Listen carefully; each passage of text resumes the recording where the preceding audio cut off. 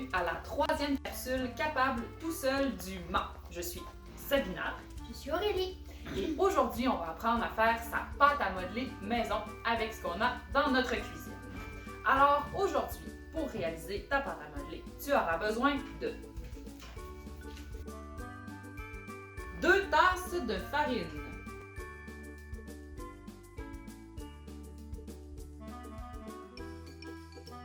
1 tasse de sel, 500 ml d'eau, 4 cuillères à thé de jus de citron, 1 cuillère à soupe d'huile végétale et du colorant alimentaire.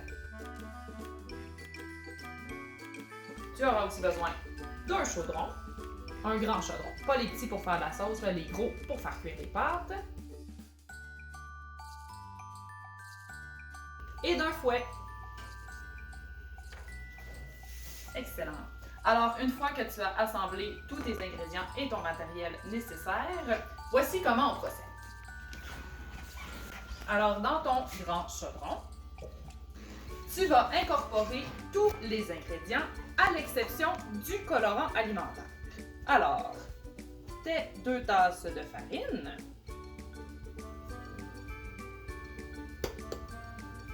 voilà, la tasse de sel,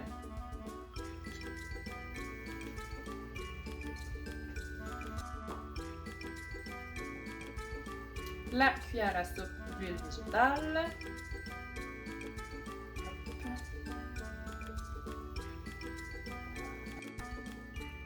les 4 cuillères à thé de jus de citron, ça, et les 500 ml d'eau.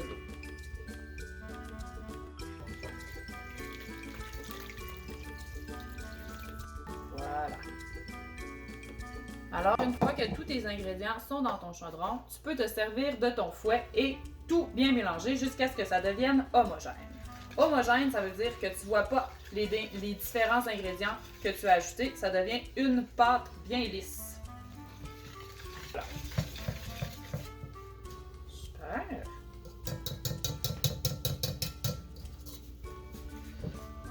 Alors, on voit que le mélange est uniforme, homogène.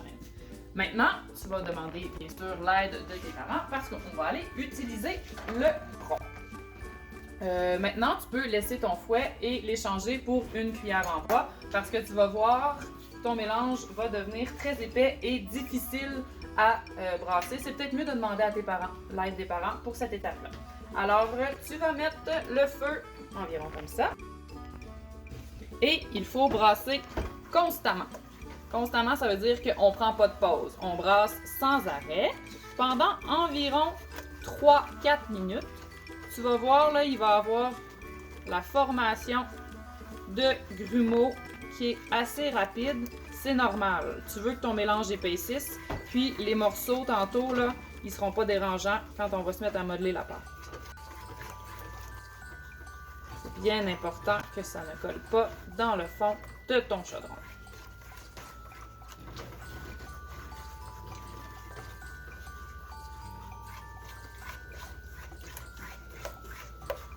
Vous voyez à l'écran, mais moi, ça commence à devenir un petit peu plus difficile lorsque j'essaie de brasser ma pâte. Ça veut dire que le mélange épaissit.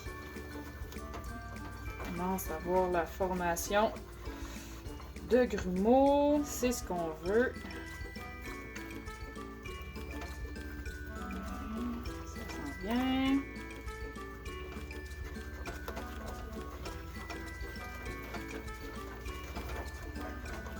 Vous voyez, là, il y a de plus en plus de morceaux. On veut mélanger, pas jusqu'à ce que ça devienne un gros morceau compact, mais presque. On y est presque. Et voilà, on peut éteindre le feu.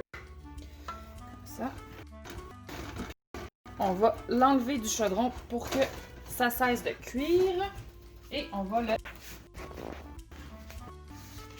mettre dans un gros bol. Là, comme celui-ci, tu peux...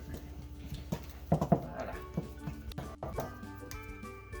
Le laisser refroidir pendant environ 20 minutes.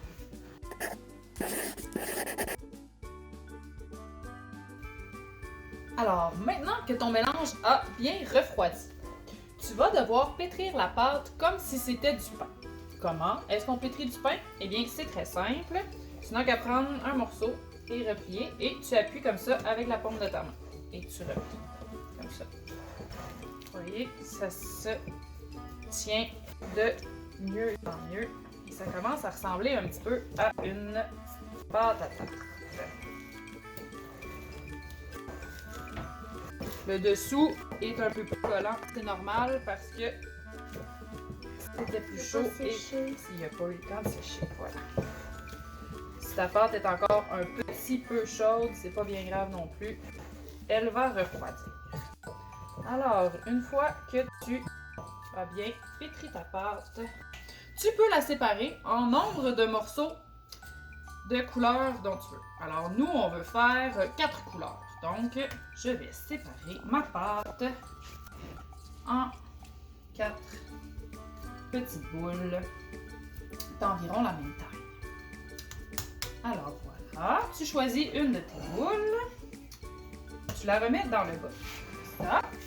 Puis là, moi, je vais ajouter du colorant alimentaire vert. Comme ça. Puis Aurélie, tu peux, en repliant ta pâte comme ça, parce que si tu mets tes doigts, comme j'ai fait, directement dans le colorant alimentaire, ça va tacher tes doigts un petit peu.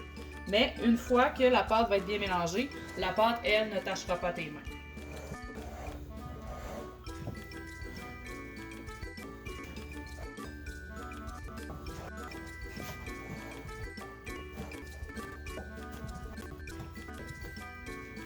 Voilà.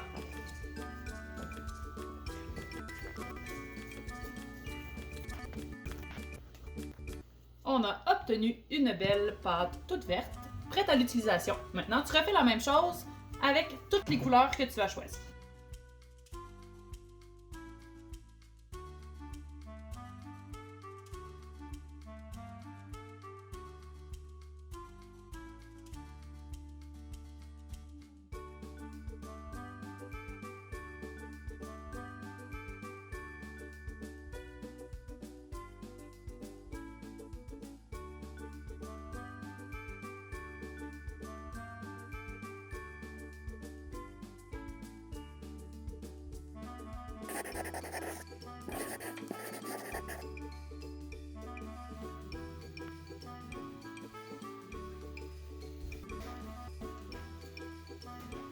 Ce qui est génial de cette pâte à modeler-là, c'est que tu peux la conserver pendant plusieurs mois.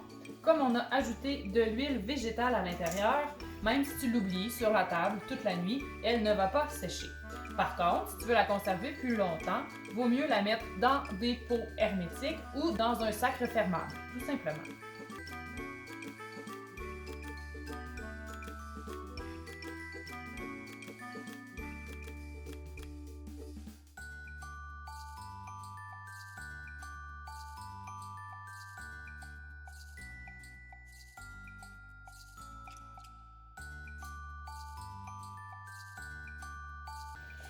Merci, nous espérons que vous allez vous amuser avec votre pâte à modeler. À bientôt! Bye!